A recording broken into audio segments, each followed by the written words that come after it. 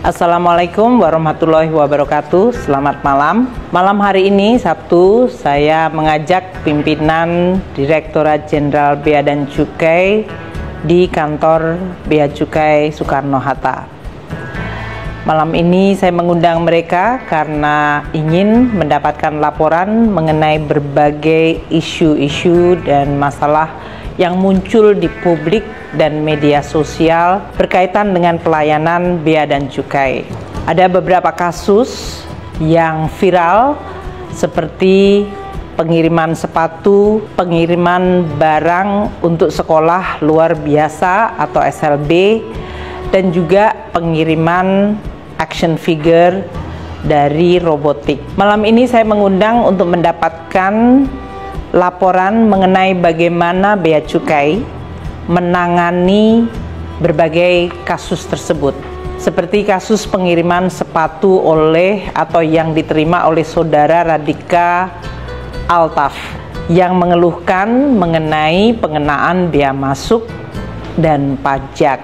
Sesudah diteliti, ternyata ditemukan bahwa persoalannya adalah pada nilai sepatu tersebut yang diberitahukan oleh perusahaan jasa titipan DHL, di mana nilai yang dilaporkan oleh jasa DHL lebih rendah dari harga sebenarnya. Bea Cukai melakukan koreksi untuk penghitungan bea masuknya, dan ini mengakibatkan pembayaran denda. Pembayaran denda itu dilakukan oleh perusahaan DHL, jadi bukan oleh saudara Radika Altaf. Saat ini masalah ini sudah selesai. Sepatu tersebut telah diterima oleh penerima barang dan kewajiban kepabeanan telah diselesaikan. Yang kedua adalah menyangkut barang yang dikirimkan untuk sekolah luar biasa.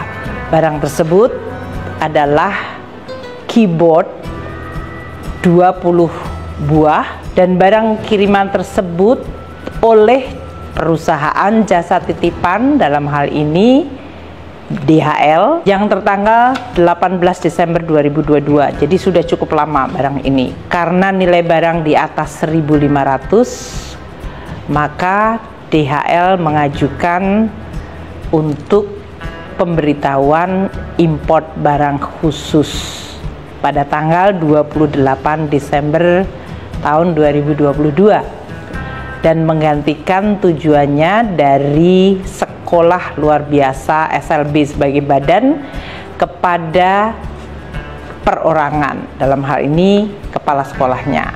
Namun sejak tanggal 17 Januari 2023, Bea Cukai meminta dokumen pendukung untuk permohonan tersebut, dan proses ini tidak dilanjutkan, menyebabkan barang itu terkatung-katung, dan dalam perlakuan Bea Cukai disebutkan sebagai barang yang tidak dikuasai. Belakangan muncul di media sosial Twitter atau X bahwa ternyata barang kiriman tersebut adalah hibah untuk sekolah luar biasa. Di sini kami ingin menyampaikan bahwa Bea Cukai memang menangani berbagai kebutuhan masyarakat dan berbagai jenis pengiriman barang. Dalam kasus hibah untuk SLB ini, Bea Cukai kemudian mengontak dan berkomunikasi langsung dengan pemilik akun X yang memviralkan,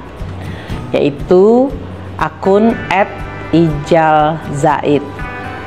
Dan saat ini ada komunikasi dan respon yang baik.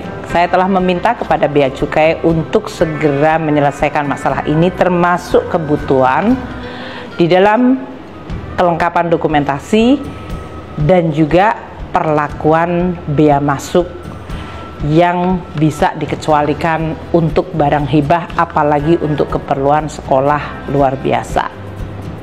Bea Cukai Soekarno-Hatta akan menyelesaikan pada hari Senin nanti dengan pihak sekolah luar biasa, dan diharapkan ini akan selesai.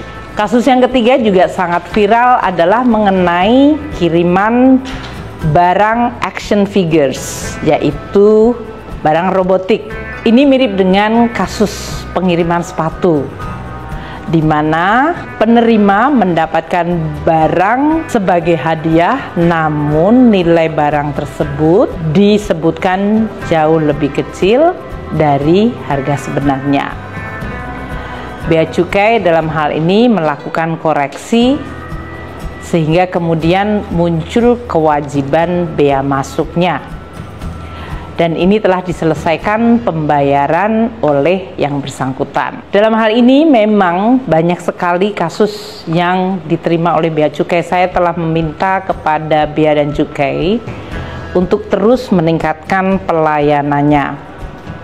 Karena masyarakat tentu berharap adanya kepastian, adanya kecepatan, adanya kenyamanan. Di sisi lain, Bea dan Cukai sebagai institusi harus melaksanakan 4 hal atau 4 tugas yang sangat penting, yaitu tugas sebagai revenue collector, tidak sekedar untuk mendapatkan pendapatan dari bea masuk atau pajak, namun Bea Cukai memiliki 3 tugas lain yang sangat penting, yaitu sebagai fasilitator perdagangan atau trade facilitator, sebagai industrial assistant atau mendukung industri dalam negeri, dan sebagai community protector, menjaga masyarakat. Hari-hari ini kalau kita lihat lalu lintas melalui salah satu bandara seperti Bea dan Cukai di Soekarno-Hatta atau Cengkareng sungguh sangat luar biasa banyak. Saya minta kepada Bea Cukai untuk terus bekerja sama